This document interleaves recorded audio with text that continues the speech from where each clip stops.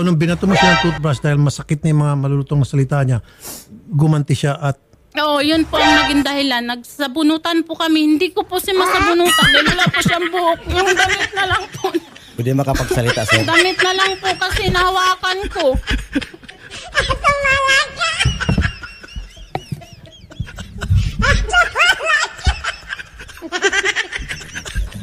Sabi mo kasi ba, nagsambunutan kami.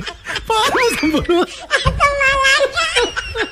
Po, yung damit lang po nahawakan ko. Kaya ako po yung nahawakan niyang paganyan, inuntog siminto. Ganun po nangyayari po nun.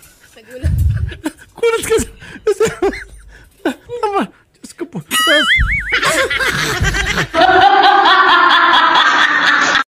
Guys, anong ibig sabihin nito? Sina. Sina natuto. Ay, kabisdak. Ano ibig sabihin nito? Sina. Sina ano? Nag-ugal. Sinandubi.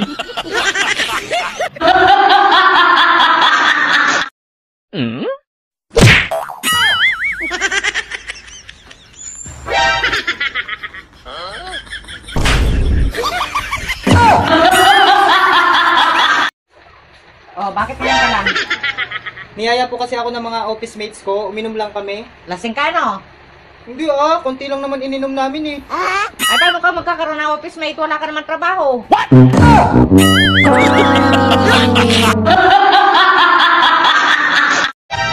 Kahit konti lang ang kaibigan ko, ang mahalaga, hindi ka kasal.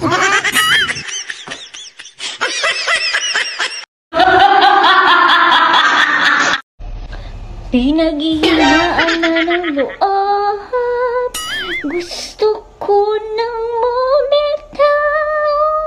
Ay pag-asa pa siguro, gusto ko bumitaw. Pag-asa pa siguro, palaban mo sarili, sino ba dapat bumili, sino ba dapat pumili, sino ba dapat pumili, ako ba o ikaw? Gusto ko ng bumitaw. Gusto ko ng bumitaw.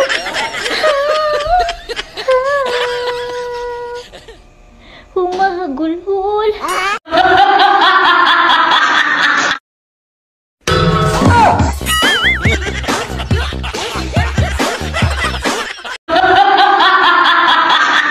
Hindi ito lip-sync.